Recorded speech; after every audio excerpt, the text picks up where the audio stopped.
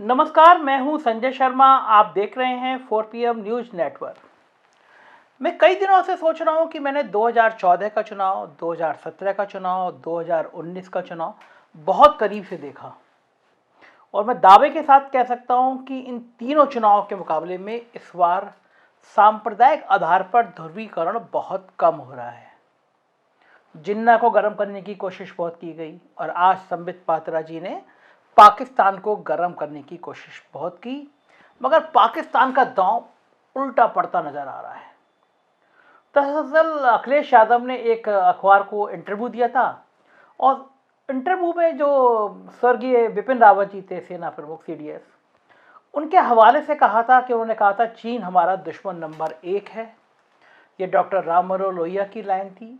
Doctor Ram Manohar Lohia ने कहा था कि हमें सबसे बड़ा खतरा, मतलब भारत को सबसे बड़ा खतरा चीन से है। पाकिस्तान भारत के सामने कहीं ठहरता नहीं है।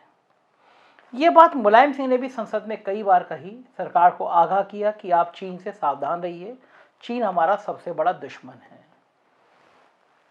इस इंटरव्यू में भी अखिलेश ने कहा कि पाकिस्तान हमारा सबसे बड़ा दुश्मन नहीं है, चीन हमारा सबसे बड़ा दुश्मन है। लेकिन संबित पात्रा जी जिस फैक्ट्री के से आते हैं, जिस यूनिवर्सिटी के वाइस चांसलर हैं, वो यूनिवर्सिटी सिखाती है कि बात का थोड़ा सा मतलब निकालो और बात को चाशनी में ऐसे लपेटो कि वो सीधा हिंदुओं के दिल पे जाके लगे। तो आज संबित पात्रा जी ने फिर वो चाशनी निकाली, चाशनी में भिगोया और अखिलेश यादव पे दे मारा कि साहब अखिलेश यादव जो हैं, वो अखिलेश यादव तो पाकिस्तान का प्रेम है उनका, और जो जिन्ना से प्रेम करे और वो पाकिस्तान से ना करे, इस तरह की तमाम बातें करी।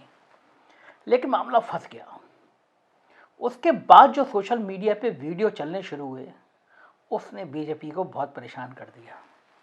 मैं आपको बताता हूँ, मैं वीडियो भी दिखाऊंगा। दरअसल 2014 से पहले की बात है। हमारी सीमाओं पे तनाव था। पाकिस्तान के कुछ सैनिकों ने हमारे वीर शहीद हेमराज, एक बहुत बहादुर हमारा एक सैनिक था, उसका सिर काट के ले गए थे। तो शहीद हेमराज का कटा हुआ सिर पूरा मुद्दा बन गया था। हर चुनाव में प्रधानमंत्री जी ने, पूरी बीजेपी ने घूम घूम के कहा था कि हेमराज का सिर काट के चला ले गए और हमारे प्रधानमंत्री को नींद कैसे आ गई। हमारी सरकार आएगी तो हम 24 घंटे में हेमराज का सिर वापस लेकर आएंगे।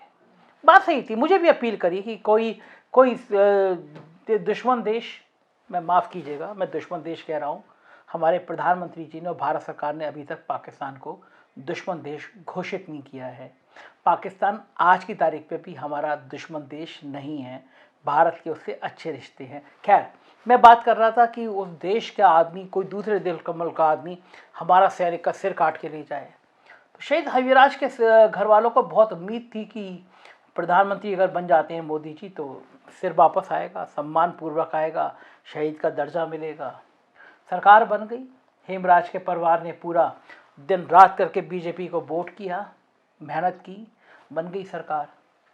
जब उम्मीद कर रहे थे कि हेमराज के सिर लाने की बात होगी, तो एक दिन अचानक प्रधानमंत्री जी विदेश से लौटते हुए उनको लगा कि आज उनके दोस्त पाकिस्तान के प्रधानमंत्री नवाज शरीफ का जन्मदिन है। तो हमारे प्रधानमंत्री जी उनको हैप्पी बर्थडे कहने के लिए उतर गए।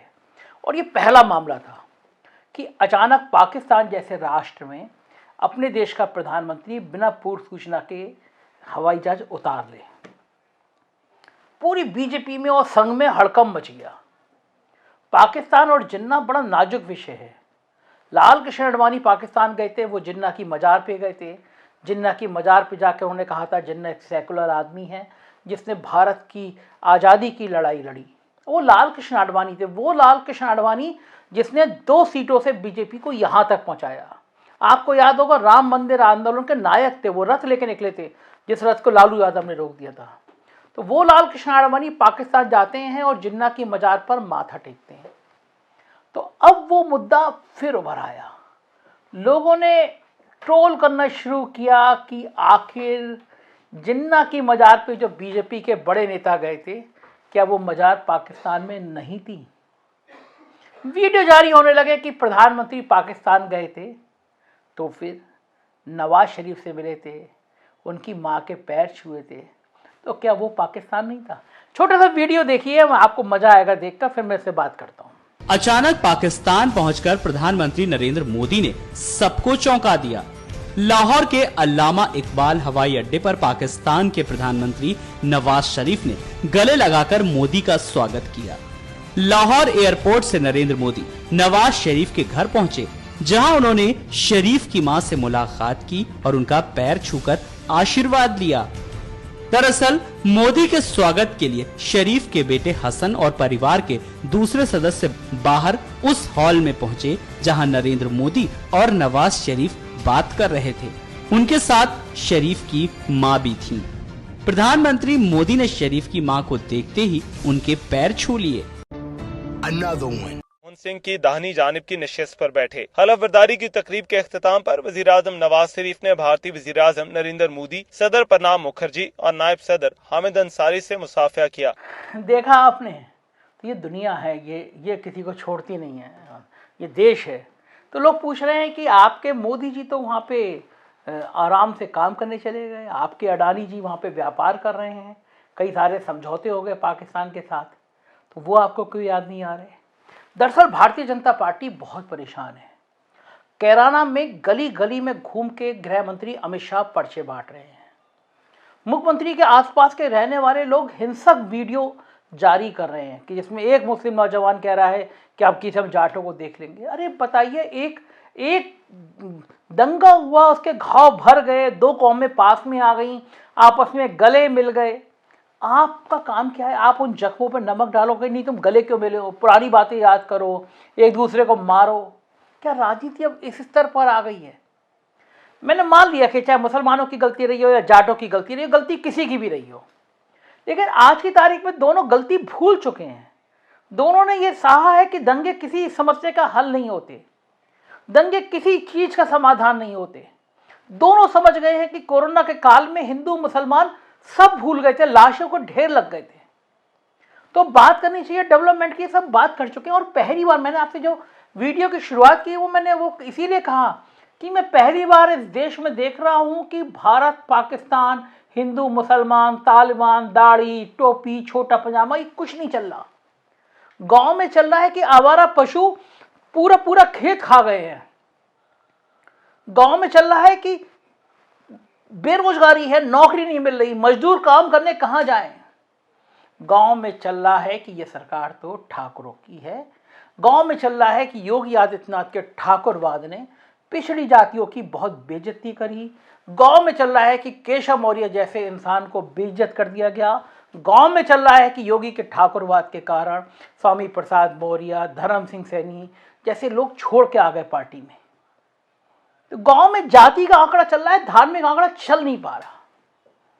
संबित पात्रा ने आज कोशिश करने की कोशिश कि पाकिस्तान के मुद्दे पे थोड़ी गर्मी आ जाए, जिन्ना के मुद्दे पे गर्मी आ जाए। अमित शाह कैराना में कोशिश कर रहे हैं, जिक्र कर रहे हैं, पहले यहाँ पलायन होता था, अब तो हम लोगों ने यहाँ डेवलपमेंट कर दिया, लेकिन मामला पट नहीं रहा। परेशान है बीजेपी। जो गांव की रिपोर्ट आ रही है वो बता रही है कि हालत बहुत खराब है गांव में, कहीं आधार नहीं बन पा रहा। पश्चिमी उत्तर प्रदेश में एक बहुत बड़ा नुकसान होने जा रहा है। वहां पे पिछड़ी जातियों की गोलबंदी, मुस्लिमों का समर्थन बीजेपी के पसीने छुड़ा रहा है। कुछ दिन बचे हैं, फिर पश्चिमी उत्तर प्रदेश को गर्म करने की कोशिश की जाएगी। आप नोट कर लीजिएगा, एक छोटी सी घटना को बड़ा रूप, बड़ी चिंगारी बनाने की कोशिश की जाएगी। ऐसे में आपकी ड्यूटी है, पश्चिमी उत्तर प्रदेश के लोगों की खासकर ड्यूटी, आप समझ लीजिए। कुछ नेताओं की यह मंशा होगी कि एक छोटी सी गलती, किसी हिंदू लड़के ने मुस्लिम को थप्पड़ मार दिया, मुस्लिम ने हिंदू को थप्पड़ मार दिया, छोटी सी घटना को बड़ा रूप देने की कोशिश की जाएगी। आप दूर दराज के गांव में जो आपको वीडियो भेजे जाएंगे वो फर्जी होंगे, फेक होंगे। उसमें लिखा जाएगा कि हिंदू धर्म खतरे में है, मुसलमान खतरे में, ये सब सारी फर्जी चीजें। कुछ दिन बच जाइए, आप कुछ दिन अपने आप को रोक लीजिए इन नफरत से। जिस राज्य में चुनाव होते हैं हिंदू वहीं का खतरे में आता है। पहले बंगाल का हिंदू खतरे में आया था, आजकल उत्तर प्रदेश का हिंदू खतरे में आ गया है, और 10 मार्च के बाद उत्तर प्रदेश का हिंदू सुरक्षित हो जाएगा। चुनाव गया और हिंदू का खतरा गया, तो हिंदू का खतरा सिर्फ चुनाव में आता है। तो 10 मार्च तक बचा के रखिए इस प्रदेश की प्यार मोहब्बत को, अमन शांति को। भाई लोग तुले हुए हैं कि किसी भी तरह हिंदू मुसलमान कर दिया जाए, किसी भी सांप्रदायिकता को ले आया जाए, लेकिन यह मुल्क, यह प्रदेश एक तनाव, एक दंगा हमें 10 साल पीछे करता है। जो लोग आपसे हिंदू मुसलमान, राम भक्तों पे गोली, बलवा, इन सब की बातें कर रहे थे, पूछिए ना कि कोरोना के काल में लाशें जलाने की जगह नहीं मिल रही थी, लाशें गंगा में भाई जा रही थी, वेंटिलेटर नहीं थे, दवा नहीं थी, ऑक्सीजन नहीं थे। ये बड़े मुद्दे हैं। या 30 साल पहले राम भक्तों पे गोली चलाई, ये बड़े मुद्दे हैं। अपने दिमाग को तेजाब की फैक्ट्री होने से बचाइए। ये नेता किसी के नहीं होते हैं। यह आपको आप विकास की बातें ना करें, इसलिए ये आपको भड़काएंगे, आपके अंदर जहर बोएंगे, आपके अंदर हिंदू मुसलमान की दीवार खड़ी करेंगे। इस पार्टी में बीजेपी के तमाम बड़े नेताओं ने अपने बच्चों की शादी मुस्लिमों से करी है। आप अपने आप को जहर में बदलने से रोकिएगा। चुनाव धर्म और जाति के मुद्दे पर मत आने दीजिए, विकास के मुद्दे पर पूछिए और कल्पना करिए, पैमाना बनाइए कि आपके प्रदेश की बेरोजगारी की दर किसी से मत पूछिए। इंटरनेट खोलिए, नीति आयोग के रिकॉर्ड देख लीजिए, अपराध में कितना बढ़िया, किसी से मत पूछिए। एनसीआरबी के रिकॉर्ड देख लीजिए, आपको पता चल जाएगा कि 5 साल से प्रदेश में हुआ क्या है। पूछिए ऐसी कौन सी बड़ी परियोजनाएं आपने बना दी जिसका शिलान्यास भी आपने किया और जिसका उद्घाटन भी आपने किया। जरूर पूछिए, जरूर देखिए। किसी की बातों में मत आइए, मेरी बातों में भी मत आइए, गोदी मीडिया की बातों में भी मत आइए। और हिंदू मुसलमान तो मत बनिए, ये मेरी रिक्वेस्ट है।